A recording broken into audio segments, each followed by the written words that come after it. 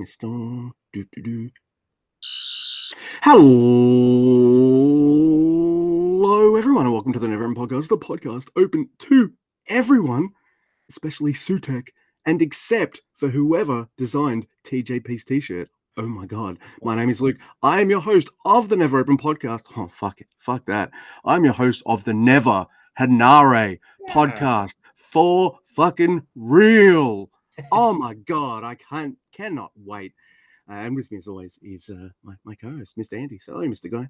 Hello, Mr. Guy. Hello, Luke. Hello to Henare, who won the Never Open title. And also, hello to the Boston Celtics, who last night won their 18th NBA championship.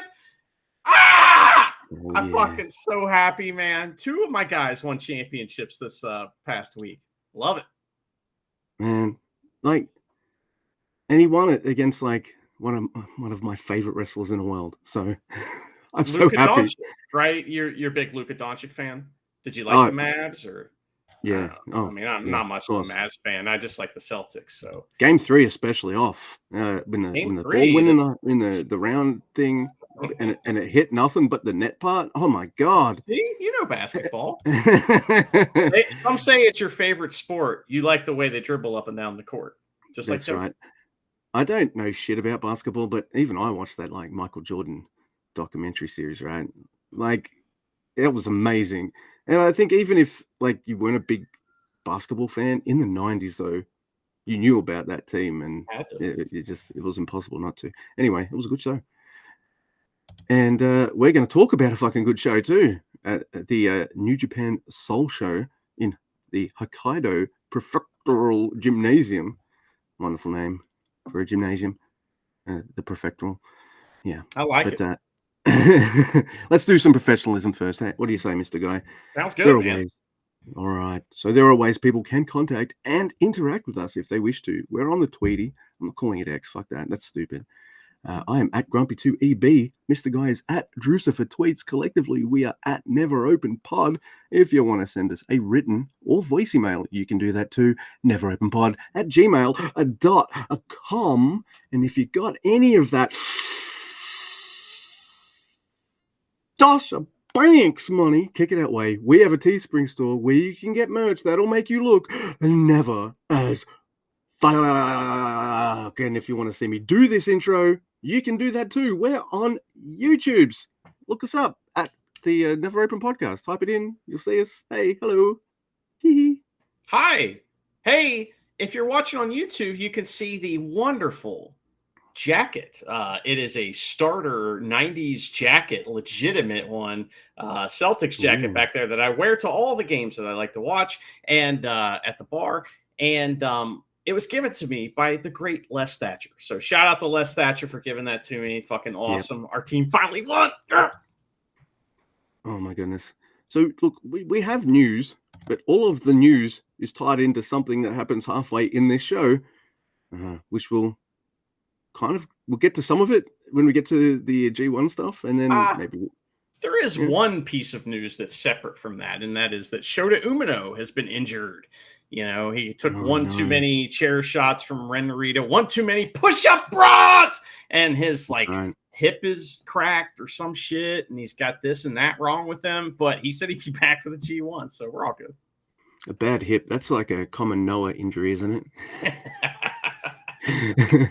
By the way, speaking of Noah, at the same time this Soul Show happened, there was a show that Noah held, which is of interest to us because it featured Gabriel Kidd versus Kaito Kiyomiya. Now, like Mr. Guy, I only saw the highlights on the from the Tweety, and that match looked fucking never as fuck. Both guys were bleeding. It was a fucking war. They do some really gnarly corner post spots that were great too. It looked like a war. By the way, it also looked like Gabriel Kidd is just living his best life and just having an absolute fucking blast, you know? And I hope that match did well for Noah too, man. It looked gnarly. If only I could have watched it live or at all, but I didn't. I didn't have time to watch another wrestling show, and New Japan Soul was on, and I loved it. So I wouldn't have missed Henare Shingo for the world. So yeah, there is news coming out of that match. They both have cracked hips now. So common Noah injury. Like I said, you get that Noah ring, your hip's going to shatter. So there is another little tidbit. It's from the A-Dubs, and that there is an Owen Hart tournament coming up, and Shingo Takagi is going to be in that tournament. So, so whoever he loses to, he'll face at the Forbidden Door. Maybe they'll build to something within the tournament. Can AEW pull off New Japan booking like that? I don't know. But it will be nice to see one of my favorite wrestlers in the world beating the shit out of AEW guys. Win or loss, he's going to fucking bad motherfucker them up. Yeah, but he's also going to make whoever he faces look amazing, no matter who. Absolutely. Are, So hopefully it's like Christian Cage or something like that, right? I mean, I don't know if he's hurt of all those old guys. They have he's not hurt too, but right? You want something like that. That's what I'm looking for. Though.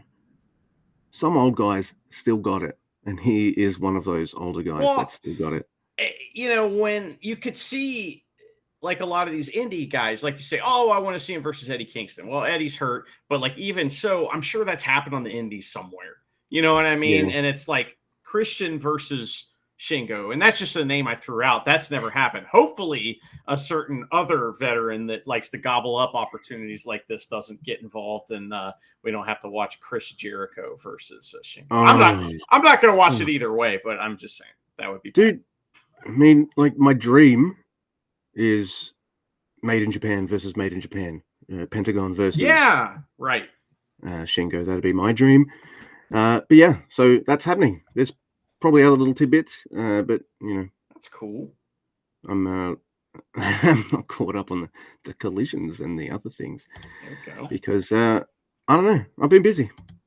Now, Luke, this show was on the 16th. It was the first of the New Japan Soul shows, and I guess there's going to be 2 more. Now, that doesn't mean there aren't other shows. These are just the only televised ones, and all we cover are the ones we can see.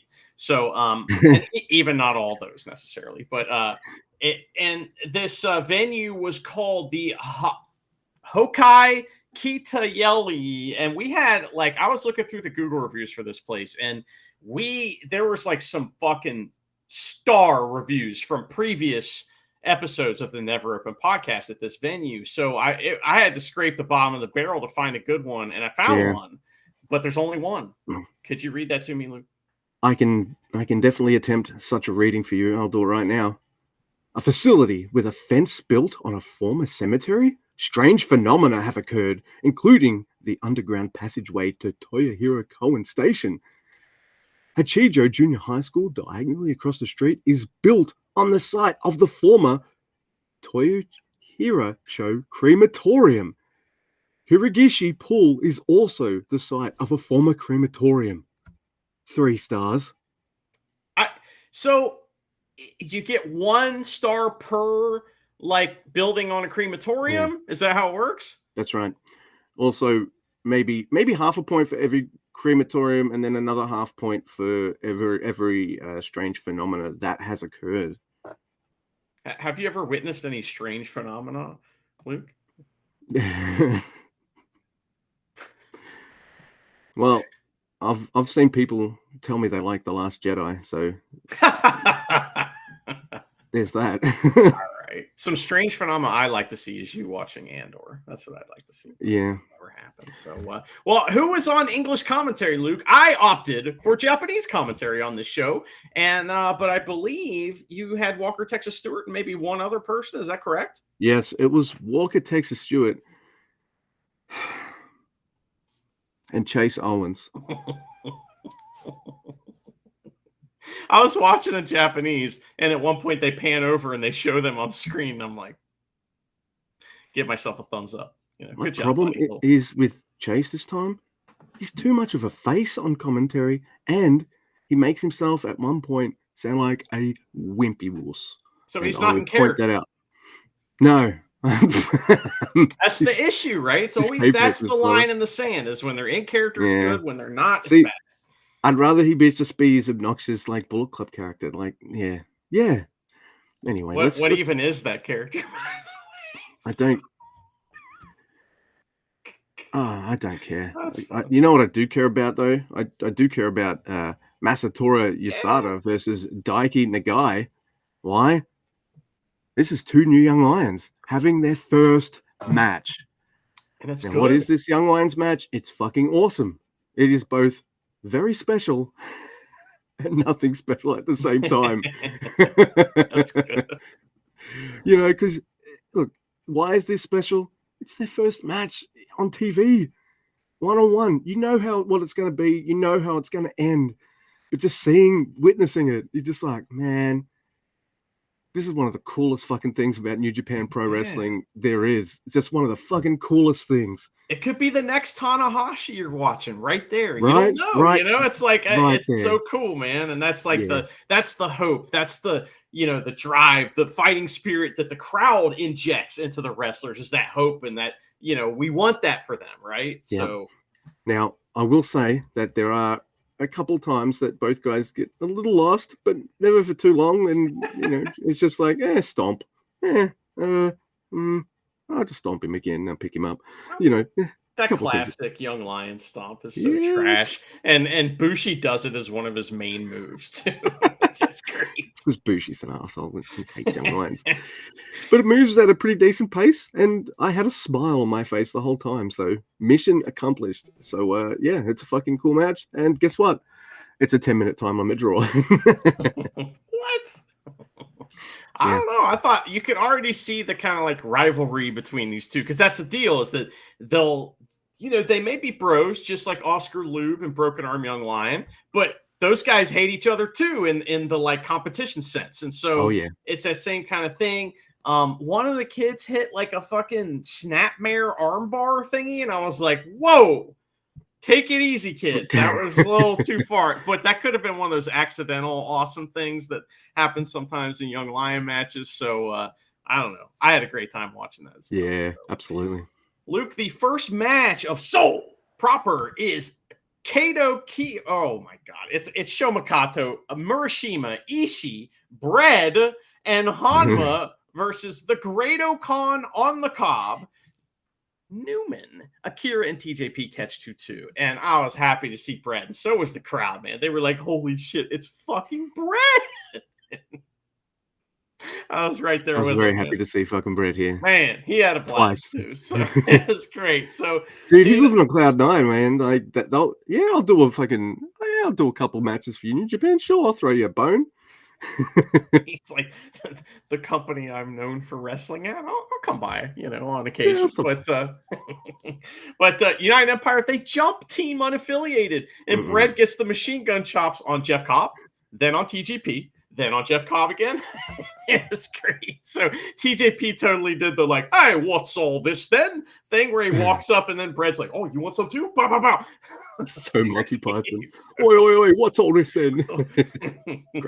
So the Young Lions in this match, they work as a team a lot, and it's great. And it's like, oh, I kind of like that. Cobb takes out the entire team unaffiliated at one point, and it looks like a monster because he is a champion, you see. And Great-O-Khan, I also notice he's in his boxing shorts, right? As he wrestles. And he mixes it up with Bread, and I love it. And I want the rural revitalization bread breaking match. We want that, right? I mean, it's gotta happen. Come on, man. They gotta fucking hit each other with like Great-O-Khan hits Bread with Bread, and then Kojima just like it doesn't work. Yes. Yeah. With his own bread, which is like his fucking gun. It's like so Great-O-Khan he pulls out the real sword and he fucking hits Bread with it, but Mr. Bread has a loaf of bread and it's stale. So it breaks, it blocks it. Great-O-Khan always wins the food eating segment. That's one match where Bread has to win the fucking bread eating contest. Yes. It's like, come on, man. Yeah, he should like eat 3 loaves. It like, okay, in Blazing Saddles, when the dude is so fast you don't see him move. It's that, right? It's like he has 3 loaves in front of him. They pan away, and then they come back and they're gone. And Brett's just like, and like Great-O-Khan's only taking one bite. That's oh fuck, I'd we love got that figured out. So maybe he's anyway. got his like little doggies next to him too. So like, what zooms in on Great-O-Khan, then it zooms under the table, and Kojima's like feeding the dogs little bits of the bread. He didn't need it. He just fed it to the dogs. Yeah, he threw half a loaf to one of the young lions who like they all scurry around. Oh, they're all Gollum. That's great. Anyway, so we get some really good like Newman versus all the old guys in this match, which is a lot of fun. Hanma gets a Kokeshi on the first try, and I couldn't believe it. So the young lions get double Brabbage at one point, and they almost win, but they're young lions, so they're not going to win. Fireball knees to Sho Makato. Akira's back. He picks up the win for UE. I was happy to see him. And then Newman and Ishii have a stare down. And we learn later that they may, maybe wrestle each other. We'll see. So I hope so. So Chase is a little surprised because he asks Walker, how long's Callum been here? And, you think like, maybe like me, I would think like, oh, at least 2 years, right? No, 7 fucking months. 7 months? Wow. Yeah. I was thinking like a year and a half. And his exclamation like, wow, this guy's come a long way. Yeah. And he says like the same thing I've said all the time. New Japan makes wrestlers better. I mean, Jack Perry is only here for 2 months? It made him better. What New Japan get out of that?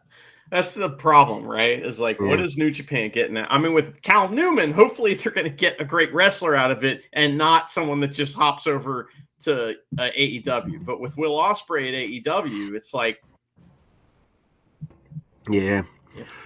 Oh my goodness. All right, so let's go with a match that puts a smile on my dial. It is Ren Narita and that fucking prick of all pricks, Yoshinobu Kanemaru, wrestling against Taichi and Doki. What a team! What a team. This is like Andy and I's dream team right here. Strap all the tag golds on them. Surely with their weight differences, they can fit into both divisions somehow. I don't give a shit. I don't give them a third. No, we don't want him in the stank belt feud. They're too good for that now. Doki is too good for the stank belts. Think about that. I know you and I always thought he was. I know that, but now he definitely is. Excuse me, Tick. Yes, I think so. I love Doki, and you do too. Yes, I do. So Doki and Taichi, they double team Kanemaru, but he puts an end to that because Doki's going to go for a tope. But he tripped a leg. He smashed into the railing. Time for Doki to get beat the fuck up. And he does. And he does. Either with underhanded moves or them just beating him up. He does great heat spots though, doesn't he? Doki? Yeah, you want him to get that tag. It didn't beat up. He is amazing at it. That's the first thing that you and I noticed about this man, is that he was a bump machine, which inevitably made us fall in love with him. So yes, he's bumping hard for House of Torture. He gets the tag though, and Taichi, he gets to kick fucking ass. Not only that, he looks at the camera at one point, and he's like, maybe I want to play some Scar, or maybe I don't. So he's fucking with Shingo, even. Oh my god, that's fucking awesome. And this match is awesome. Taichi stops a push-up bra with an axe bomber. Doki is like sent into the ref, but it's not enough. Doki, he hits that really complex, spinny, roundy pin thing that he does, and he gets the 3 points. Taichi gets into Ren's face about the push-up bra, though. He's like, "Come on, man. Come on, man. I don't. Do I really need this?" And he pecks. No, he doesn't. And then Bullet Club, not Bullet Club, but House of Torture, fuck off. And Taichi's about to take his pants off, and he's like, "Hey, Doki, why don't you take your pants off too?" And no, Doki's like, "Nah, man, I'm not doing that." And Taichi's like, "Fair enough." And then removes his pants. And I loved it because I got to see, not only did I get to see Doki and Taichi teaming up, I got to see them win. What more do I want? That match was awesome. Yeah. I like that after the match, Taichi just chased Ren off like he was nothing. and then threw the push-up bra. And Ren is all mad. He's like, how dare you disrespect the Taichi push-up doesn't bra? need pushing up. Doesn't need it. You're got the right. rack. So, fantastic. Well, next week we have a fun match. It's Evil Dick versus Fisherman. Oh, I thought this was going to be fun. Oh. But Evil Dick are a well-oiled member and just beat the shit out of Fisherman. It's great. So House of Torture cheat all over the place in various and more complicated ways. It's fun to watch them beat up Fisherman. So it really is. The problem is the power of boredom is far too strong for Evil Dick, and Fisherman hit a Shoto and pinned Togo kind of out of nowhere, and that match was nothing. All right, so I have a gripe about this match, and then as soon as I wrote down my gripe, I was like, Luke, shut the fuck up. So here's my gripe. All right, so this match was originally a 6-man featuring Shooter and okay. And Yujiro. Shooter is injured, so now it's a tag team match. So you think Dick Togo, who is generally like not the last person you choose, he's usually like the backup manager kind of guy, right? Yeah. So you think like he's going to do that? No, it's fucking Yujiro who's taking the night off, the lazy prick. But you don't want to watch him wrestle. Yes, that's the point I was making. I'm like, Yujiro, you're a lazy fuck. And then I'm thinking to myself, do I want to watch Yujiro in this match or Dick Togo? And I was like, I want to watch Dick Togo. Shut the fuck up. Why are you arguing with yourself, Luke? I know, man. I know. Gotta be in harmony. And then the pre-show music started in my head and I just melted. Yeah, but... At least the Stank Belt, title, Matt. We're going to hear that later. Can't wait. It's better than Makale's music. It's fair. He's not his official music because it's hard to beat. Yeah. Hard to beat. The Immigrant song is like one of the most awesome rock songs ever written. Yeah. Right. Yeah. Yeah. Anyway, next we have this really fun little match, and it is, except for the finish, it is Tetsuya Naito and his least favorite friend, Titan. I already know what Andy's first note is when Titan walks out, and that's, the fuck are you still doing here, Titan? What's up with his mask, too? He's got this mask that's long in the front, but not I in do the know. back. That I can explain. Just off the top of my head right now, he's in Japan. He's chilling with his mask buddy Bushi, and you know what they do? They're both in the same faction. They're both mask buddies. They're like, Bushi's like, hey, let's go mask shopping. And then cut a montage of Bushi chilling out on a chair while fucking with his back turned. Like Titan puts on a variety of masks and he'll turn around. I love it. And Bushi's like, I'm a model, you know what I mean. And I do we go on the catwalk. Boom. It's great. Holy shit. Oh man, right said Teton for sure. That's right. Oh my god, and they're wrestling Taka Michinoku and Ayuya Uemura. Hey, I like those. Yeah, this is a fun little match. I'm a little confused as to why it's happening, but I'm not complaining. And I'm enjoying it. I'm having a good time seeing Yuya wrestling against Naito. That's fucking gnarly fun. Do you reckon, for some of these young guys, even Yoda Tsuji to a point, because even Yoda was saying, hey, I know you got the belt, Naito, but I want it. I don't care if you're my leader. Do you reckon Naito has become, in a way, the surrogate Okada, now that they can't beat Okada up anymore, these young boys? Who's the toppest of the top guys? Mind you, even when Okada was around, I still would have said Naito was it. Listen to the crowds, man. They were nuts for... Anyway, do they all want to beat up Naito now? Is that where we're going? Because I'm happy with this situation. I don't mind that at all. Especially since Naito's a cocky prick anyway. Naturally. So it's just going to be fun just seeing him wail on him. And it's great seeing Taka. It's also awesome seeing... Taka is such a legend. Even Naito's going to bump for him, all these big heavyweights. It's Taka Michinoku.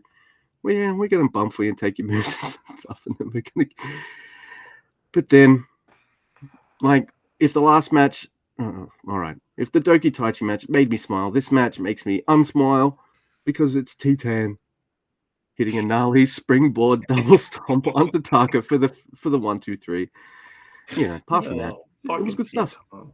Well, a couple things from this match I noticed. One is that Yuya was like seeking out Naito. He's like, "Hey, fuck you, bro," and it was like, "Okay, all right." And Naito's gonna have to take that. I mean, that was going on. Remember, all of last year, that was the story versus Okada and Tanahashi, and they just won every match or were complete dicks. So Naito might actually, get pinned by some of these guys at some point, or at least make them. Let's have them win every match. So, hey, Okada's leaving soon. Should we have one of them go over? No. Well, my favorite part of the match was though at the end. Naito wears a T-shirt in matches that are tag matches, and he like the fucking "Too Sexy for My Shirt" started playing, right? And "Too Sexy for My Shirt," and he goes, and then it stopped, and they just went backstage. So. That's right. He's too sexy to show you how sexy he is. It's a tag match, brother. And then we hear Luke, and we're all fired up because it's a stank belt theme, and we have the stank belt title match, my favorite kind of title match. And it's Tanahashi, Boltin Oleg, and Jano versus Yoda-Tsuji, Hiromu, and Bushi, the invincible team that just won the titles that are never going to lose them.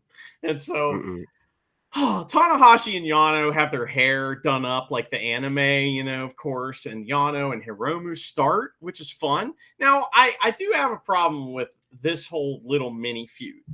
They've forgotten all of the like madness that went on between Yano and Hiromu. Because remember, like, Hiromu was so scared of Yano that he wouldn't even come out to face him, So, and now it's like it didn't even happen, which is kind of disappointing. Then again, it was pandemic wrestling. Should we forget it all? Maybe. So, anyway, I get their point. But Hiromu tries to remove the turnbuckle pad and does a bunch of Yano shit. But Yano just atomic drops him and tags in the heavies, So LIJ have to like all work together to stop Yano, the juggernaut of cheating. And we get a bunch of Tanahashi versus Tsuji, which is great because they were friends, if you remember. And he got pinned last time. So like Tana wants revenge. Like, how dare you pin the president? And listen, I didn't know what was coming up. I was watching this on Japanese commentary. I had no idea what was coming up. But the next thing that I thought was hopefully these two will be in the same block of the G1. We'll see. So maybe sooner than later. But Tanahashi really sells the body sausage splash like he legit broke his ribs. And Tanahashi, underrated seller. No one ever talks about that, but he's tremendous at it. When he really wants to put it on, it's like, oh my God. You did? So Boltin Oleg shows some insane strength by catching Tsuji out of position, right? It like didn't go right. And then he like muscles him up, all right? And then gets him in the gut wrench position, does a bunch of gut wrenches, and then throws him. And it's like very impressive. Crowd was very impressed. I was impressed. Bushi was not. He tagged in and hits a drop kick, Busharuni, neck breaker on Boltin. Those two wrestle a lot, it seems like. You know? I don't know why. Not even in this feud. I feel like they're wrestling all the time, So the ace runs in and catches two kicks from LIJ, hitting a double dragon screw, which was just absurd. So MX on Boltin Oleg, but he gets caught. Bushi gets caught. Tanahashi hits a high fly flow on the whole goddamn LIJ team. Oh, yeah. Rack him and stack him. Busharuni? Oh, no, he's down. You can't. And Boltin Oleg pins Bushi. Now, I like this match. It was fun. But why even switch the stank belts if you're just going to put them right back? The crowd didn't like it. Crowd was not happy. Nope. Look, we call them the stank belts because they're kind of stanky. And there's very few times I felt like they're nice and shiny. To be fair, I felt like the dream team of Ishii, Okada, and Tanahashi had a really cool run. I liked Ishii and the Fisherman, that run. Like, because... Yeah, I know. Yeah. 2 belts. I know. It was fun. But that's like two reigns. Like, some of the House of Torture stuff, admittedly, was fun too. But, I don't know, you've now put the stank belts on arguably the guys who are the masters of the multi-man tag team. And I'm thinking like, oh my God, this could be fucking awesome and nice little run here for the three boys. And it's over. Bitch, are you for real? Come on, President Tanahashi. Do you need the snake belts? I mean, this really put over Bolton Oleg. He Absolutely. finally got a real win. Like, this is Yeah. his first time getting a pin for a championship. So that puts him over. I can see the benefit there. But Yep. Ken Bushi. Yeah. Not only that, the thing I find the most fucking surreal of the whole situation is as LIJ are walking out, what music plays? The fucking Young Lion music. Man, that's got to fucking rub salt into the LIJ. I mean, I know they're Naito's friends, but damn, they deserve to get dirty done dirty like that. Holy shit! I wonder if somebody got in trouble for that. Do you think Chumpy was involved? Well, he's backstage getting ready because he's coming out for the next match, which is fucking awesome. It is Robbie Eagles and Kosai Fujita versus the War Juniors. That is Clark Connors and Drilla Maloney. Fucking, it looks like Team DK going to start out hot. They're going to fucking, they're ready for it, but no. Connors stops a dive onto Driller with the fucking pounce. And then War Dogs are wailing on both guys on the outside. I think their mission statement here is Robbie Eagles is the more experienced of the two guys. Here's what we're going to do. We're going to make sure we can take him out at every opportunity and then beat the fucking shit out of Kosai Fujita. And also make Kosai Fujita look like an absolute megastar, which I think is one of the purposes of this match. Mission accomplished. All three men in this match, just I don't know. They're just kind of Robbie and the War Juniors. It's like their job was to do everything they can to make this young guy look amazing. And it's great to see New Japan investing in their future like that, and it works. You know. Absolutely. And it works even better when the guy that they're trying to work their magic for is awesome as well. So, like, it's all that. I like at the start, like, oh, by the way, Vegeta's taken bowling by Clark Connors. Vegeta's beat up for fucking ages. There's even a Robbie, woof, woof, woof. What do you think, Luke, about the deal where they throw him into the chairs, but all the chairs are connected, so the whole row kind of flips over? Is that better or worse than when it's a bunch of like loose chairs? It's kind of funny. I don't know. We're gonna have to ask someone. Hey, Robbie, can you? Well, I was asking your opinion if you like it better or worse, not what it would be like to take. So, dude, if it looks stiffer, it looks better, and then all the chairs being. Sorry, I dropped something. All the chairs being connected, kind of, it doesn't look like it breaks. Maybe, I don't know. It does look a little gnarly. I like it. All right, that's okay. I mean, you dropped the screwdriver. It's all right. I did. You know? How'd you know it was that? Because I'm a genius. You are a fucking genius. That is true. There's a reverse figure 4 by Clark Connors on Vegeta, and then Robbie runs in to try to break it up, and Driller just throws his ass the fuck out. Vegeta has to make it to the ropes. So yeah, we got to see. So Robbie's there to back his man up, but no, it doesn't work, and Vegeta's got to show the fighting spirit to make the ropes. Robbie finally gets the tag. There's a Rana on the Driller Killer. Some fucking stiff looking kicks, which are amazing. Robbie makes the War Dogs collide, and these two boys were moving a little fast, so they collide hard. Ouchie. It looked awesome. They bumped like fucking... it was good. So I don't know if they meant to go into each other that fast. It doesn't matter. They go hard. That's all they do. The War Dogs they go hard. Dude, they gold or bodies. They didn't say whose bodies. Yeah, exactly. Oh my god. Oh. So there's a huge. Then Robbie makes. There's a huge. He used this huge tope by Vegeta. So I think Robbie holds the bullet club blades. There's a really cool double submission spot, and what happens is Vegeta's got Connors in that same submission hold, where he's like sitting back and he's cranking the head and he's got his knee in the back. Like that's the move he pinned. He submitted Clark Connors to, and Clark's in that hold, and you just know he's fucked. Driller knows it too. See, Driller's keeping an eye out for two things: O'Connor rolls and that submission Yeah, hold. Like, that and O'Connor his job is to shut both those fucking things down. So, and Driller and Clark have become such a really cool unit too.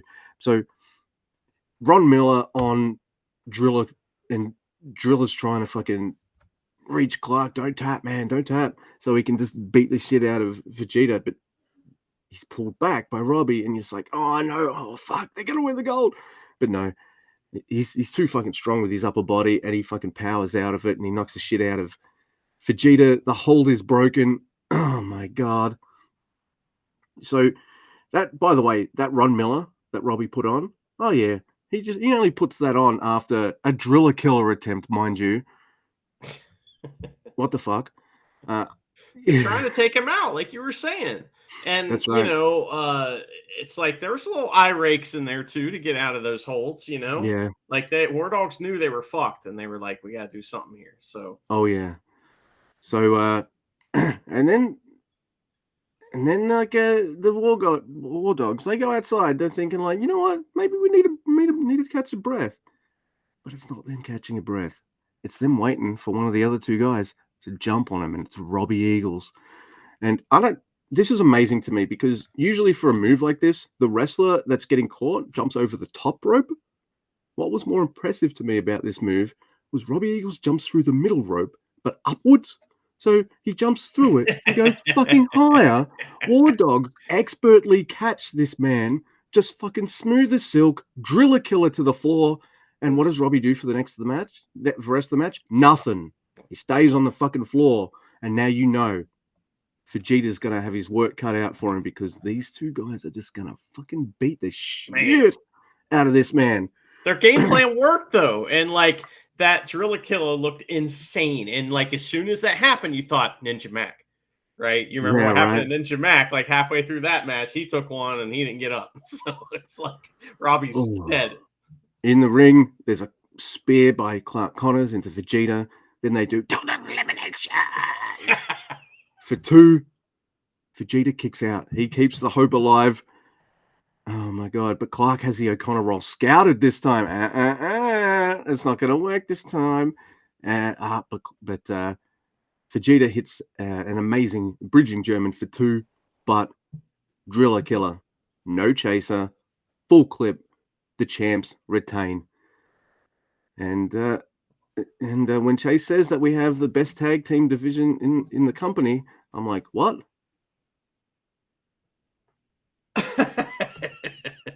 Listen, much like I'm reminded of the Boston Celtics and how dominant they were, this postseason. I was watching them and I'm thinking, who can beat this team? Nobody. And that's the same thing that I think when I watch, Drilla and Connors. Who's going to beat them? And so you're building these monsters, right? And yes, you can beat them on their own, but you can't beat them together. And that's kind of the key thing, is that who can do this? And so whoever finally does do it, Doki and Taka. But I'm just saying, whoever finally does do it, it's going to be a big deal. And it's fun to be along for that journey, and kind of see all this. Because, guys like Robbie are putting in everything to make sure it happens. Guys like, Fujita are getting over along the way too. And this was fantastic. This match accomplished everything it was supposed to. There was a million other spots in that match that were amazing as well. But the Drilla Killer on the floor, like catch the tope through the ropes. Drilla Killer on the floor was like the best spot of the night, except maybe like one other one we'll talk about. So it was so fucking oh my god. I love that. So Luke, then I was surprised after this because I didn't know. You had been warned all night, I'm sure, by Walker Texas Stewart, that we were going to get the G1 block announcements and the folks that'll be in it. And I had no idea, so I was surprised. So I will read to you the A block, Luke, of the G1, which starts like in a week and a half or 2 weeks or so. We just got done with the Best of Super Juniors. It's G1 time. Yeah, I'm fired up, man. I love it. Yeah, so hook it up to my fucking veins, baby. Yeah. Block A block, will have Tetsuya Naito, Shota Umino. Tentative. Interesting. Oh yeah. Well, He said he'd be back. So Shingo Takagi, Sonata, the Great Okan, Zack Sabre Jr., Gabriel Kidd, Evil, and Jake Lee. Jake Lee. Now that is 9 folks, but we're still gonna have one more. We'll talk about that here in a moment. What did you think of the Block A announcements, Luke? And what matches are you looking forward to? I fucking love it. We're getting Shingo versus Tetsuya Naito. Hello, fucking for real. We're getting Shingo versus Great Okan. I'm getting Gabriel Kidd versus Great Okan. Gabriel Kidd versus Naito and Shingo. Zack Sabre Jr. versus Naito. I mean, that's like I think perennial matchup. Evil's in the block to be maybe the maybe we have a breather night. You know how there's one wrestler in each block? Yes. Maybe a bit like we're going to do something a bit different, and he's going to probably fulfill that role in A block. And I'm kind of, mind you, I say that, but then you watch an Evil match and he's bumping hard every fucking time. Well, every time. Yeah, but then Jake Lee's might be nights off too, But Zack Sabre Jr. versus Great Okan is something we haven't seen for a while, and that was tremendous the first time we saw it. So what happens when they in the G1? Remember that Naito got injured? Yeah. Mm-hmm. Gabe Kidd versus all these guys, including Shota Umino versus Gabe Kidd. Oh my god, that will be violent. So like I said, there's one more that'll be announced. We'll talk about that in a second. But what about the B block, Luke? Who's in that? So B block is not off to a good start because I'm like, oh man, they started A block with Naito. B block, Hiroki Goto. I'm like, yeah, all right, that's exciting. But then we get El Phantasmo, yes please. Yoda Tsuji, holy shit. Jeff Cobb. Wait, so we're getting Cobb versus Yoda? Hook it up. Cobb versus ELP.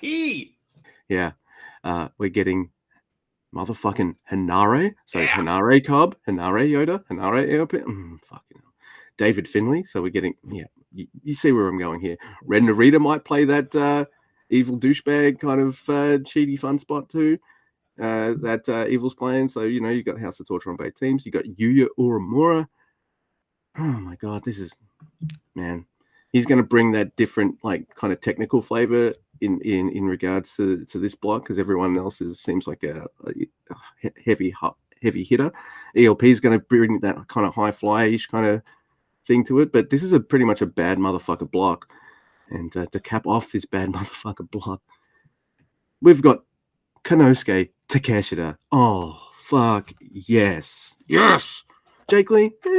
Takeshita. Fuck right? Yes. That's big news. And like he has a built-in storyline with many people on the roster, including all of the folks like Ren Narita, and Tsuji that are kind of in his same generation that he didn't go the same path they did. So, there's a lot of Henare is the same thing. Finley's the same thing. So I think it's interesting how this block is like a representation of that generation quite a bit. Yeah. Pretty cool. I'm into that. And plus, Takeshita is one of those guys that, like, I've only seen wrestle a few times, and everyone goes, oh, my God, it's the greatest wrestler ever. So I'm excited to see what he can do. Yep. It could have been easy to put, like, Shingo and Gabe Kidd into the B block and just stack it with the bad motherfuckers. But, you got to have some of that flavor in both blocks. So I'm glad Great Okan. I want to see how never he can get with Gabe Kidd and Shingo, too. That's going to be nice. Yeah. I can't fucking wait. Well, you want to explain the play-in tournament thing? All right. So, on the upcoming Soul shows I guess this weekend, they're going to. I don't know if all the tournament matches are on those shows yet, probably, but we're getting what I've dubbed A Mini and B Mini, and they announced the A Mini blocks because, like, hey, this is a mini elimination tournament. And the winner of A Mini and B Mini are in the G1 proper. So A Mini is Tomohiro Ishii, Yoshihashi, Callum Newman, come on, Chase Owens, Kenta, and Yujiro. Who's in B Mini? So Newman's going to win, right? And we'll get Newman versus Ishii in the finals of that block tournament. I mean, obviously, that seems where it's going. I don't care that that I already know what's going to happen. I think it'll be fantastic along the way. So Years ago, I might have been mad that Ishii's not in the G1, but guess what, everyone? He's never winning it. Ever. He's old. The closest we'll get to a BMF or winning the G1 is Shingo. I think, that's as close as we'll ever get. Well, it's already been announced that Ibushi. on the 22nd, Callum Newman will face Yujiro Takahashi, and then on the 3rd of July, he will face Kenta. So I guess it'll be on the other side. It'll be Ishii, and versus the winner of Yoshihashi and Chase Owens. So we're gonna get all those tournament matches on these shows. But next, Luke, we have the B Block mini, and it is Tanahashi, Yano, Boltin Oleg, all 3 of them, Kojima, hey, Taichi, and TJP. Listen, I mean, I think that if I had to guess and bet money on it, I'd say TJP, but I want it to be Taichi so bad. Taichi looked like G1 Taichi in that tag match earlier that we talked about. He sure did. Look, devil's advocate here. Yes, TJP was in the Best of the Super Junior finals, and you can't get a spot in the G1. It's a bit weird, but I mean that. But to me, that means why you shouldn't get a spot in the G1, because you were in the finals of the Best of the Super Juniors. Yeah. Just I don't know. Opinion.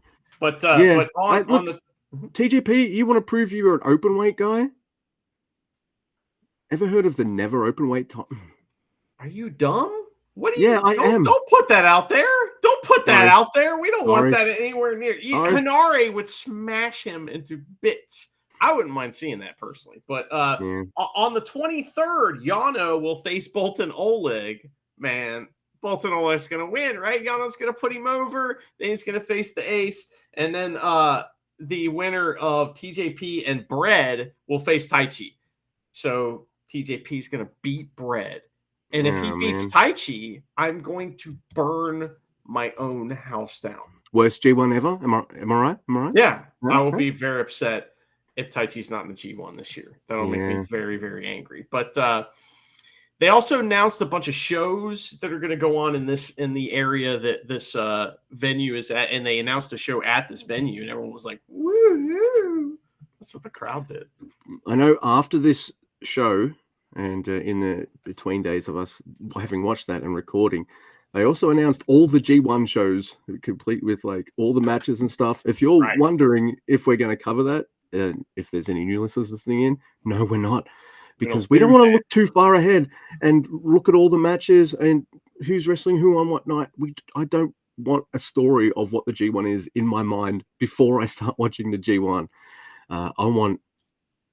Yeah, we both. When you're pro wrestling geniuses like me and Luke, you just can't even see the matches because you'll figure it out, and that's no fun. So just chalk it up to us being really smart. So, but next, Luke, we have a match to talk about here, and it is the Never Openweight title match. What does that stand for? What does it stand for? Yeah, I will tell you what it stands for without even having to read it. It stands for New Blood, Evolution, Valiantly Eternal, and Radical. But what does it really stand for? I think it stands for us.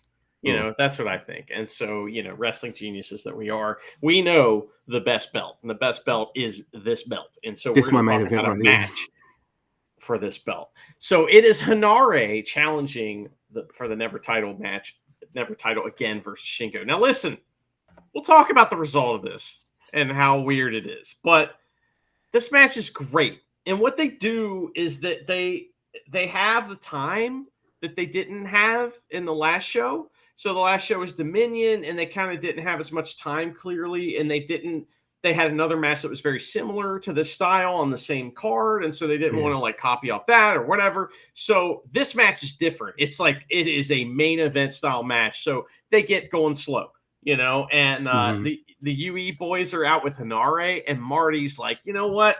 I'll stick around for this one. And so Henare attacks Shingo, and they just go. And for a second, Shingo's got his jacket on. He takes the jacket off, and we just get an immediate headbutt war. And Henare likes it. His head likes it. It's the hardest you see. So I think it's too many headbutts, honestly. It's a lot of headbutts. But then it strikes. They work to the outside for some guardrail fun. Shingo uses the second hardest part of the ring to attack Hanari's head. And I have to explain that is that recently the Swinger, who is a tremendous wrestler at Unsanctioned Pro, has started announcing himself as the hardest part of the ring. So, Oh, that's amazing. right. That's actually really good. so anyway, Shingo used the second hardest part of the ring. But anyway, it's a slow big man style match for a bit, like here at the beginning, kind of the first half. And Shingo leans into the heel stuff by doing shitty things on occasion, like tripping over Henare on accident, or or trying like tying Henare in the ropes and then pandering to the crowd before hitting knees in his section. It's like, dude, fuck you. Douchebag Shingo is in the house. Yeah, it's great. He's every much a rudo as the rest of them, yeah. We get a pop-up Samoan drop from Henare that gets him some breathing room because he's getting his ass kicked. And so Henare, he gets some of his moves in here, but the slow, methodical pace continues, Shingo hits some, like, dope DDT counters, like one to counter the Rampage tackle that looks just like, wow, what was that? It's cool. So Shingo gets a superplex, and Henare acts like his back has been shattered into or ground into a fine powder along with his spine. He's like, oh, fuck. So Shingo panders to the crowd again, and he tells us all about how he loves ska. We're still, the jury's still out on whether Taichi does or not. We'll find out one day. But Henare absorbs 2 insane pumping bombers, and that was a big moment in the match where it was like, Henare was starting his comeback, and like Shingo's like, well, fuck you. I'm not letting you do that. It's a nasty pumping bomber, and he stays up, and it hits one that is like punishment for staying up, and he still stays up. So we get a bunch of forearms from Shingo, but Henare won't go down. He starts headbutting Shingo, then strikes, and then he gets a bunch of punches in the corner. There's boom, Rampage tackle for a big double down right there. That's great. And they have me right here. They got me. Like, I'm like watching this, like fucking locked in. The first half was kind of boring, to be honest, but now it's on. So PK from Shingo, but Shingo fires up for a shoulder tackle and another short double down. They get in a big slap fight. They hit headbutts. We get a big strike war, chops versus kicks. It's pretty goddamn never. So Shingo catches a leg, then an arm. Surprise, made in Japan for another double down. That sounds familiar, right? We saw that in their previous match. So that's right. What will happen here, So we get elbows from Shingo and a sliding deep, and Henare powers up just enough to hit a sweet knee, like one of those like Kamigoye style knees or whatever. Yes. Marty looks at both of them in the eyes, and he goes, give up to both of them.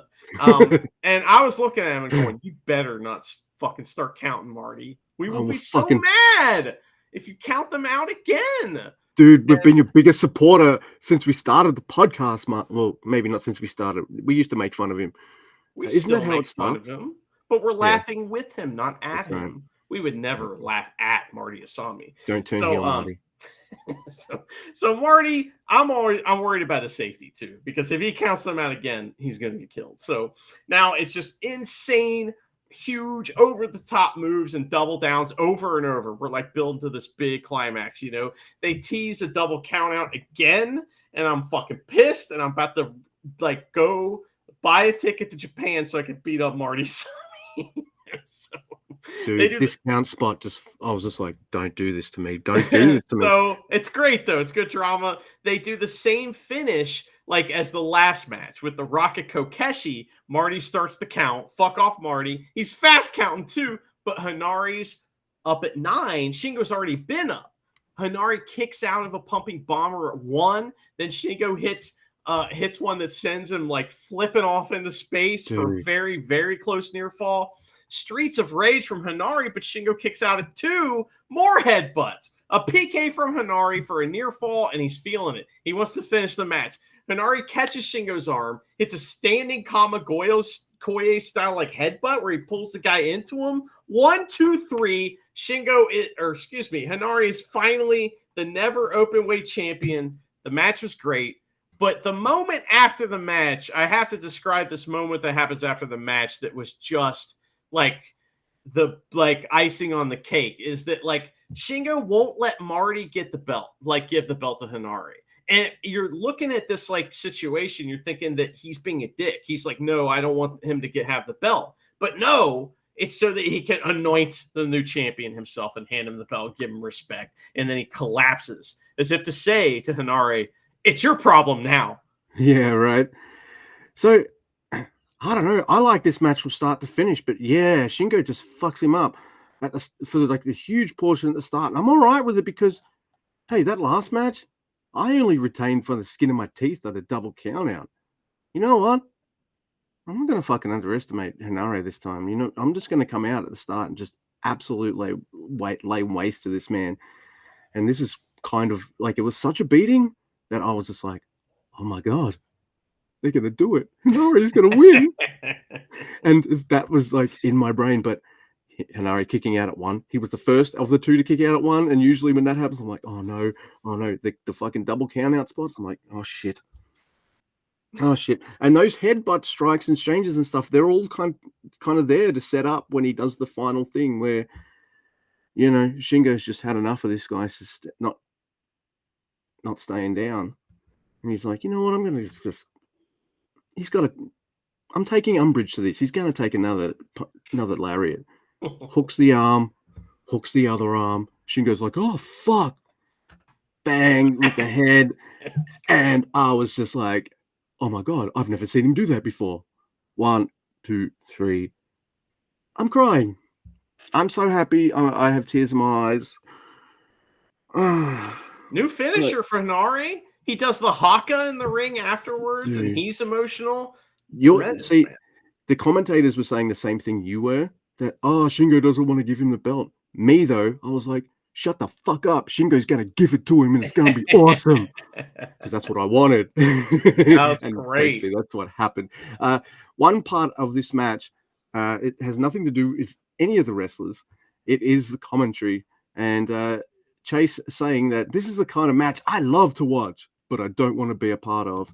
And he just immediately just said on commentary for all the world to hear that he is not never as fuck. And he is, in fact, a fucking wimpy wuss. Like to tell the two people, well, me, because I'm the only one listening in English commentary, to tell one of us where we can hear it that you ain't never. You might as well tell us that you're the biggest loser of all time. So that's kind of what he did, and it's fine. It's all good. I thought that comment was in character when you described it to me because he's a chicken shit heel. So it makes sense to me. I don't want him anywhere near that title. You know, you're like, why is Yujiro not wrestling? Why isn't Chase Owens saying he's never? Like, Luke, shut the fuck up.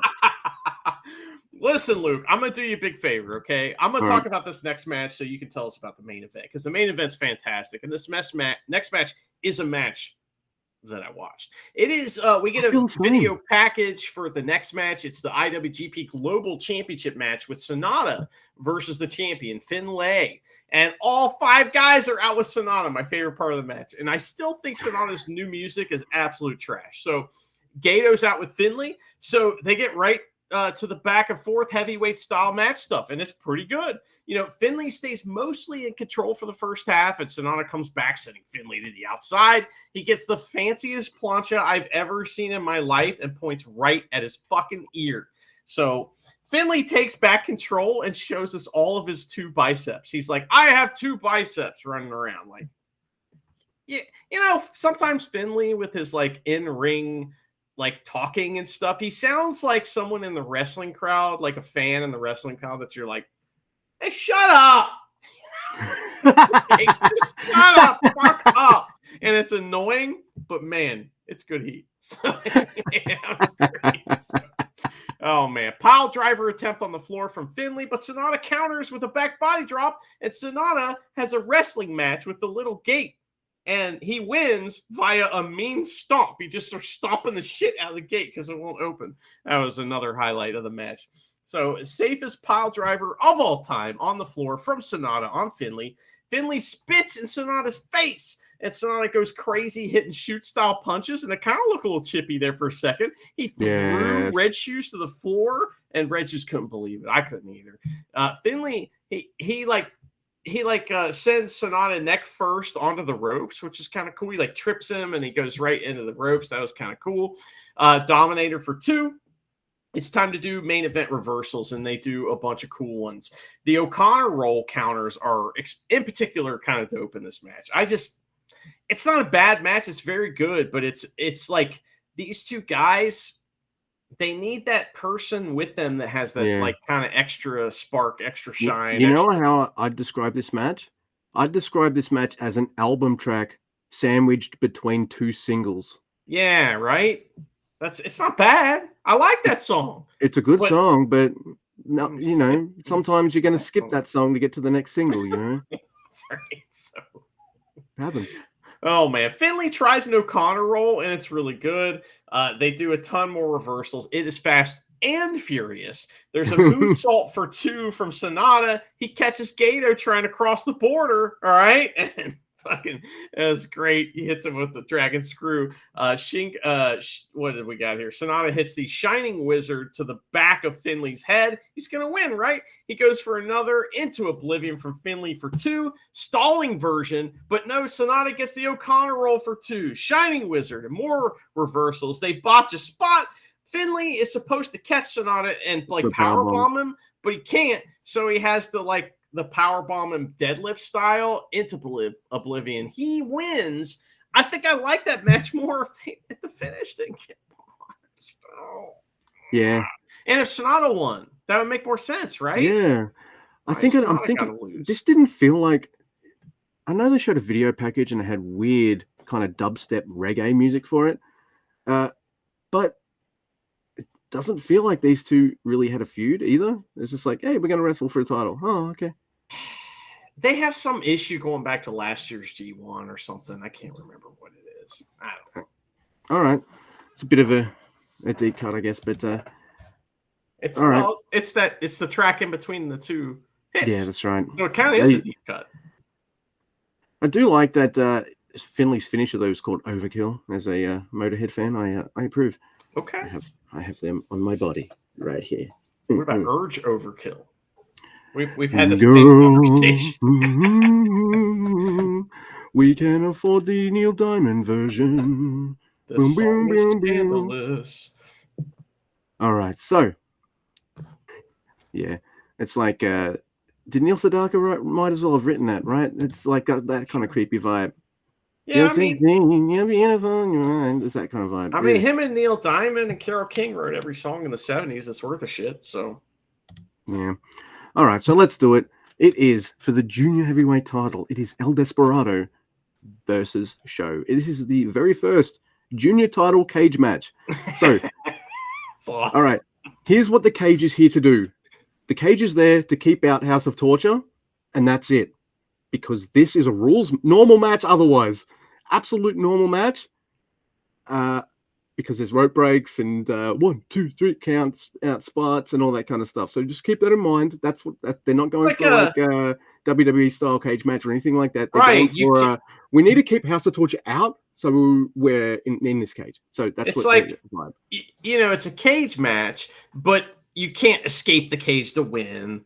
And like you said, you can use the cage as a weapon though. So it's kind of like a cage match with rules, like you said. Yep. Absolutely. So Despy's out first, and he's just waiting. He's just waiting. And he has to wait even longer too, because Kenta Sato and Red Shoes intercept Show. And the first thing that comes out, the scissors. They keep searching, and Show's like, hey, what are you doing? Because see, he's got the mentality of this is a cage match, no rules, right? I can just bring whatever I want in. Sure. The rest are like, no, that's not how this match is going. So they strip him of no less than 7 items. Like plates in his fucking legs, a spanner, like all this kind of shit that he's got on him. The refs take it off him. Not only that, Show is apoplectic. He can't How dare you! How dare you! Oh, how dare you! Like, he's worried he's going to lose. This is his plan to win. That's right. But while that's going on, Evil is bullying Milano because he's joining commentary. Yeah. And he kind of shoes him off. Milano around. And Milano's like, oh, okay, yeah.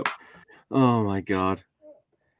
Show also runs to check under the ring, and he's like, "Damn it!" Because there's nothing under there.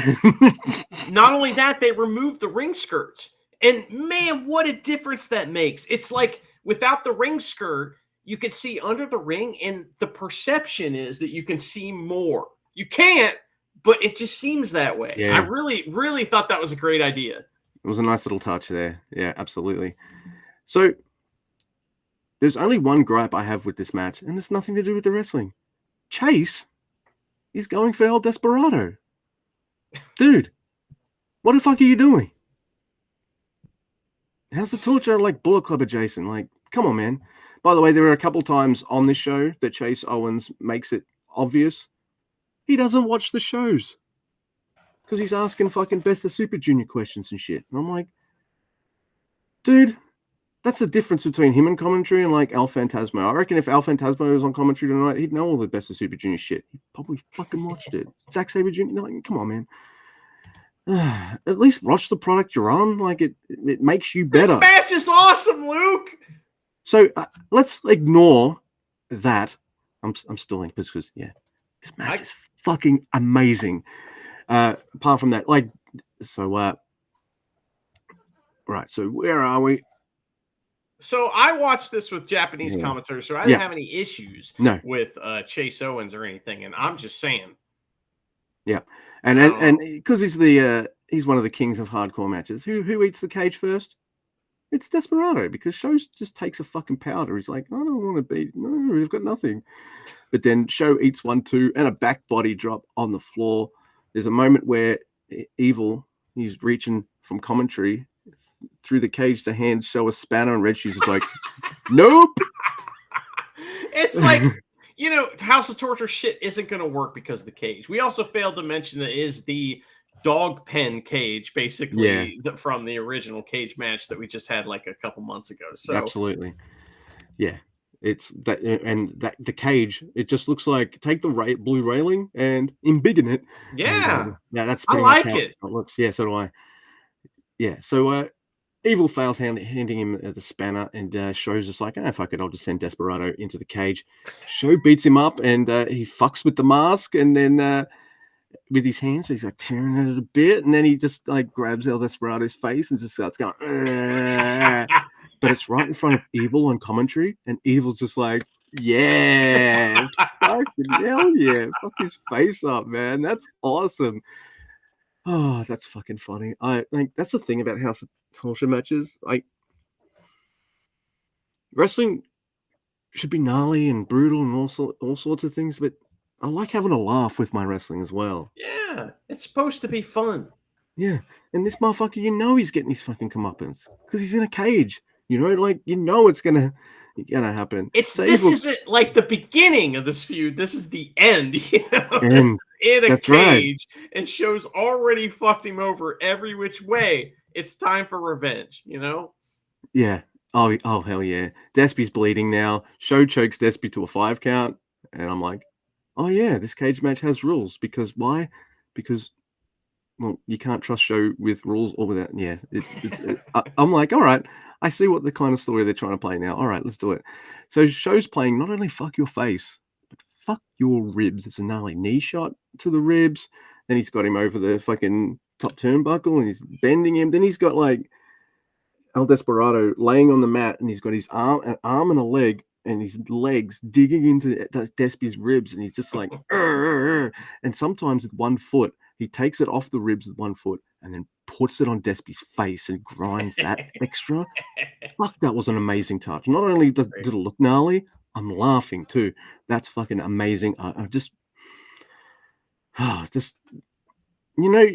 wrestler's good when they can do just like this little extra touch, the little extra. Show does that. The little extra stang. Show does for this kind of heel wrestling. Show does that, and Evil. They're both like the junior and heavy masters of doing all this stuff. It's so fucking creative and fun. Oh my goodness. Despy, he finally takes over, sending Show into the cage a few times, and then fucking a tope into the cage, into Show. Smushed him. Fucking. Smushed him. Dude. Show ate all of that, every single bit of it. It's like, God damn. And Despy's not finished because in the ring, Saito suplex, brainbuster, and a fucking splash. But Despy's got his ribs are fucked, so he's like, Then there's a brutal spear by Sho for 2, and then Sho's killing Desperado with the snake bite submission hold. Then Despy makes the ropes, and then Sho does a move called the Iwo Jima Pimps. And guess what? It's cooler than any move I've ever seen Yujiro ever do ever. So it's kind of like the Tokyo Pimps. I thought that's what it was, but yeah, if it's Iwo Jima Pimps, Sho did it. They're pimpier. Yeah, that's it. In a good way. But Sho's cooler, so I like it better. That is a fact. Yeah, there you go. Despy, he takes over, but no, ref bump. Oh no, Red Shoes is down. But this is like that ref bump happens after Pinche Loco, because no, this is the end of the story. One Pinche Loco ain't enough. But sometimes when you go for that second one, Despy, it bites you on the ass. So that's what happens. Bites him on the ass. He's down. House of Torture come out with chairs and stuff, and they throw a whole bunch of chairs in the ring. They easily take out Tanahashi and Yano. It's a chair shot on Despy by Ren, kind of through the cage. Fucking Sho, but that's the trouble. See, they brought chairs into a match against like a fucking deathmatch king. Yeah, Desperado, he's happy. And Despy ain't nothing to fuck with it now. And it was at this point when Sho gets hit over the head with one of the chairs, and I like when the fucking lid or the seat just pops off. Great, yeah. Always amazing. It's better than a dull thud. It's the visual. It doesn't kill him, and that's kind of what makes it better. It's right. Good. It looks like it hurt. It hopefully didn't, badly. Then a baseball chair by Despy, but it's a little different than the one that Evil does, because Despy sets a chair up, Sho's got his face on it, and then on the leg, and it looks really cool. Oh, it's wild too. They did this close up of Sho like laying there all dead from that, and there's screws from the chairs just laying in the ring, and I'm like, oh my god, Red Shoes, do your job.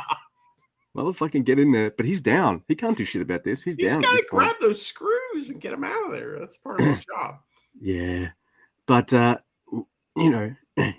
while this is happening, Yano and Tanahashi have kind of recovered, but Yano and Oleg and fucking Mr. Bread restore order. Bread takes one by the cuff and leads him out. Oleg, rack him and stack him, and runs out like the fucking young lion he says he's not. He needs to do a Busharoonie with him like that. That would be awesome. So all the House of Torture guys are sent packing. This is after even Despy's thrown chairs at him. That was great. Evil even sells his fingers like, Well, they kept trying to get near the chair, the cage, and he would hit the cage like they were doing to him earlier. It was great. Yeah, it's really fucking cool. But just when you think, all right, you fuck now, Sho, low blow, and you're just like, you fucking prick. But Despy hits some kind of gnarly looking bastard driver. Ass to mouth.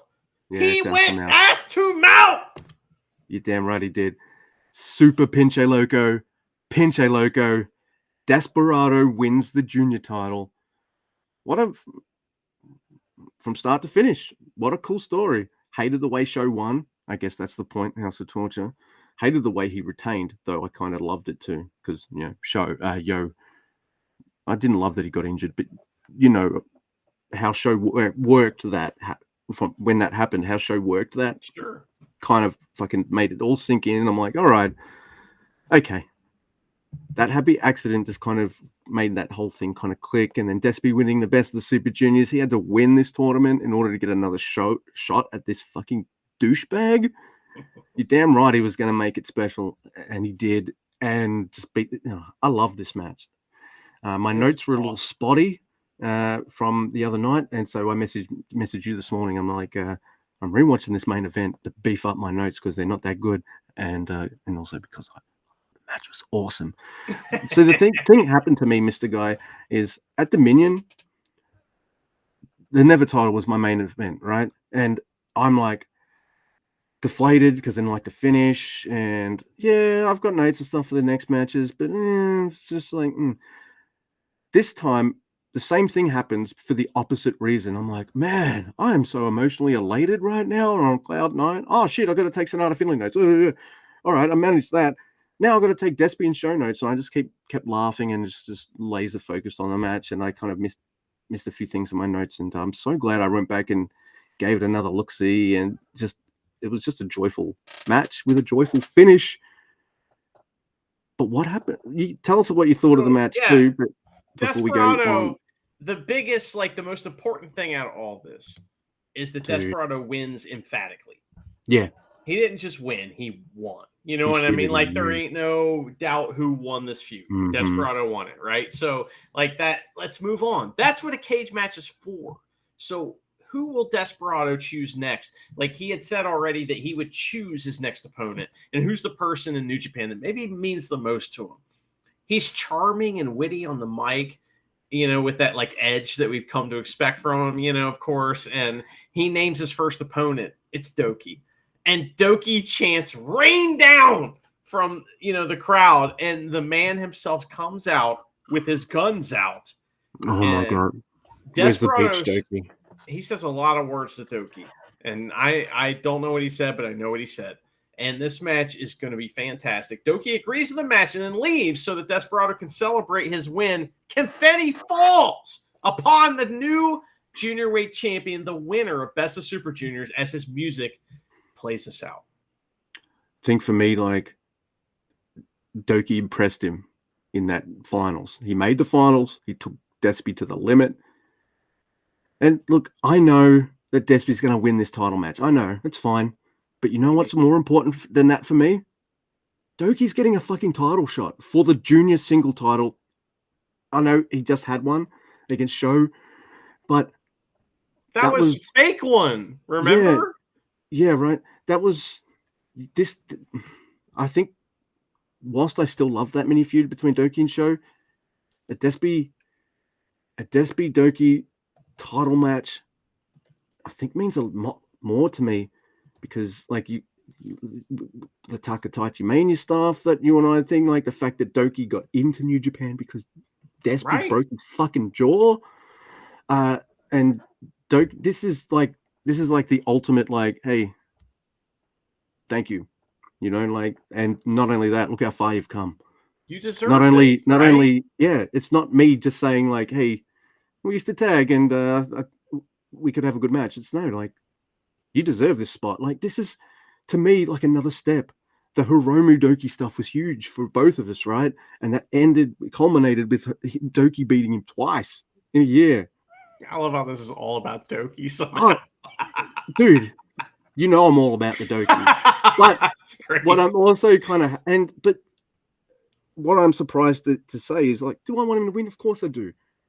But I also want, like, all right, now we've done the Best of Super Junior story with Despy. He's got his title back, all this stuff. You know what I want now? Give him a run with the damn thing. Give him a fucking decent damn run with it. Let him hold it to Wrestle Kingdom or something and beyond. Let him have his good run. And let him be dominant with that gold for a while. I agree. He should have a very long run. I mean, Desperado's earned this more than anyone in the juniors division. It's his first title. You know, his first juniors title, right? I mean, has he won it before? Maybe he has. Well, yeah, you know, he lost it to Sho, remember? So it's his right. I'm an idiot. Anyway, it feels like his first for some reason. So, well, that's how much we want to see this man with gold and have a good run, like, because we don't feel like we've seen it a lot. We want it a lot. So, this show was fucking awesome. I think I liked it more than Dominion, to be honest. Me too. And I liked Dominion, but Dominion had a few matches that I was like, I don't like it. And that just didn't grab me. Even like, all right, so we had Sonata versus Finley. I liked it. Wasn't my favorite match on the card, but I had a great time watching it. There's some gnarly shit in it. The Six Mans was a good time. You know, like all the major title matches, apart from the finish of that Six Man, which is perplexes both of us. I'm glad it's not just me. Well, the same thing with Henare. Let me bring up an issue I didn't talk about before. If they were just going to give Henare the title here, I agree with you. It would have been better to have him win it at Dominion. You know what I mean? I think the match was better for what they did, but the story wasn't better for what they did. Yeah, like, see, winning the title at New Japan Soul is a fucking big deal and a big moment, and I love it. But even though I like this show more than Dominion, Dominion is usually the biggest show, right? Yeah. Bigger venue, bigger crowd. Clearly. I mean, the Soul thing's kind of new, right? So yeah. So, yeah. Oh, thanks for having my back there. But hey, all's well that ends well. One of our favorite wrestlers, a dude we've been behind for ages. We wanted them to do something with him for ages. They done something with him, and it's culminated with him doing what we've been begging for a year or more now, and that's for Henare to have the Never Open title. And his only mission in New Japan should be that title, and winning it, losing it, defending it, getting back to winning it again. I mean, that should be his entire thing, right? Then when you need him for something big, he's right there. You know, and I miss that kind of thing in New Japan. I know they do it, but I just feel like that they used to be better at that, kind of compartmentalizing guys and then being like, oh, this guy's moving out of this division to that division. And that was a bigger deal. I feel like that they've muddied the waters a little bit with that, but maybe this is a way to get back to that. And I feel like Shingo was brought back in as the champ to right the ship. It's New Japan. That was New Japan saying, oi, we know. Here's your bad motherfuckers. All right? Here. And then they're like, but also, here's the future. You know, we reestablished that gold with probably the best Never Open champion. Well, he's in my opinion, he's my boy. And I love Ishii, and I love Shibata, I love Ibushi's Never stuff. I love all What about Hanma? I love Hanma, you know, I love all that stuff, but Shingo's my boy. And Nara's one of my boys as well. And Hanma was great. Dude, I'm just so, you know, we're like, boom, this is the direction we're taking the title, and Henare is the continuation of we've righted the ship, we've done our weird stuff with the Never title. Here we go. It's back to bad motherfuckers. I agree. I hope that's the case. And like, you know, Henare, I'm really hoping that one of his first defenses is against Gabe Kidd. Let's get that going. You know, so that would be awesome, right? Because Gabe Kidd is a Never motherfucker as well. He just showed how Noah and Never he can be. I mean, his hip is shattered, but once that's healed, he'll be good to go. So yeah. So what a great show! I loved it, and let's finish this off with an email. We get emails for from Jay, and what these emails entail, dear listeners, diaries entries written by New Japan Pro Wrestling wrestlers. How do you get hold of these, dear fans? You got to be a fan of the New Japan Pro Wrestling Fan Club. We are not. Jay thankfully is, and she will send us some of these, so we read them on occasion. Last time we read a Goto, and I'm gonna go. You know what? Let's do. You have a long list of wrestlers, and you know the ones that we like in the ring aren't necessarily the ones whose diaries we like. And you mentioned which wrestler are we going to go with? His name is Yo. The pretentious piss boy himself. Yes. So, according to Jay, she writes, hang on, I'm going to let her read this. Yep. This is the most pretentious thing I have ever seen Yo do, and that's saying something. Okay. So this has been proofread and officially, officialized. So Jay's probably been waiting for us to read this for quite a while, because it is dated April 23rd, 2024. Oh, no, that's when she sent it to us. Sorry, it's dated April 18th, 2024. It's episode 1. Accuracy is the most important thing on this podcast. Yeah. So thank you. And professionalism. So it's episode 137. It's called Safe and Heart. And we start off with a album cover by a man named Peter Ivers called Becoming Peter Ivers.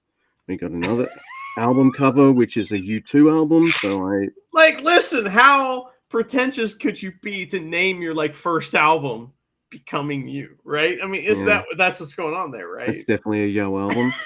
And just to cement that I don't like this guy's taste even more, here's a U2 album cover. It is One. Everyone, I like just that in case song. That song's fantastic. Look, they got some good songs, but I'm not a fan.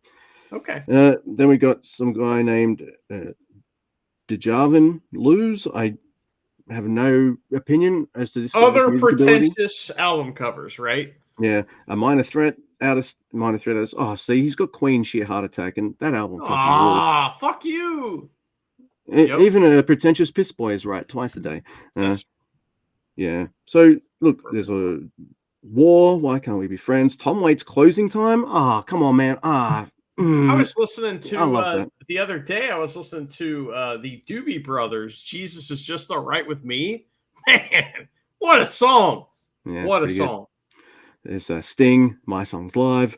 This is just albums. ABBA's Greatest Hits Volume 2. Fucking Billie Holiday. And that's it. Good shit, that's the whole email is just album covers. That's the fucking... So let's explain this. So there is a fee you can pay to New Japan. You join a club. Yeah. And one of the perks of that club is that you get to read these wrestler diaries. And they are of your favorite wrestlers or your not favorite. So Yo, instead of taking time to kind of talk about his wrestling life, the things that's going on with him. Maybe how's he going with his injuries? He just posted a bunch of pictures of album covers. What an asshole. Yeah. And this is months and months after we've read an email about him talking about how he likes to listen to music. He buys the vinyls, how he's got... Can't listen to it on CD, digital. You can't stream music. You have to listen to it in the room. Yeah, well, until they can invent a fucking portable record player, motherfuckers. I'm taking my phone with me and my headphones and record player doing Spotify. Invented a long time ago. I used to I actually used to own a beatbox, or not beatbox, excuse me, what do you call it? The thing you put up on your shorts, a giant radio, right? Ghetto Blaster. That's Ghetto Blaster, yeah. And I used to have one that would fit a record. It had an actual record player. It was humongous. And I sold it to this guy that was an old school breakdancer. And he was like, oh man, I used to have one of these when I was 12. And he breakdanced, and he told me that the way that you tell a really great breakdancer is they have a bald spot like a monk on the top of their head, because that means they can spin on their head. Ooh, there you go. Yep, well, I've definitely got a... Yeah! You're definitely the best a breakdancer ever. I'm such a good breakdancer. All the rest of my hair fell out too. Yeah, now you know my fucking secret. Popping and locking. That's right. Nothing but block rocking beats. Oh my goodness. So yeah, man, that was a really good show. By the way, everyone, we didn't say this on air, but I'm going to say it now. A couple of episodes ago, we did our 250th episode. This is 252, 53 now.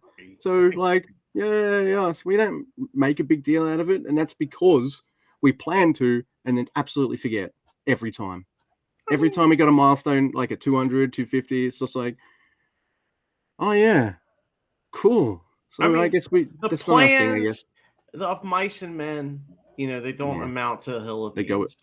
They go ashtray.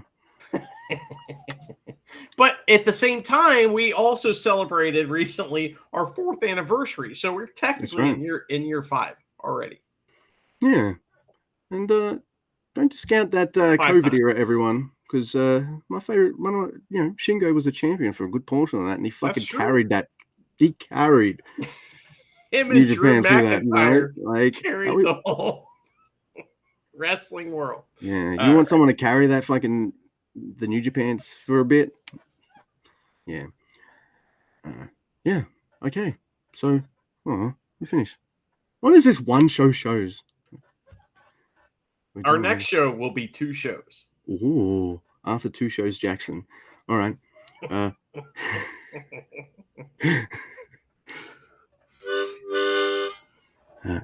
In Gato we trust, motherfucker!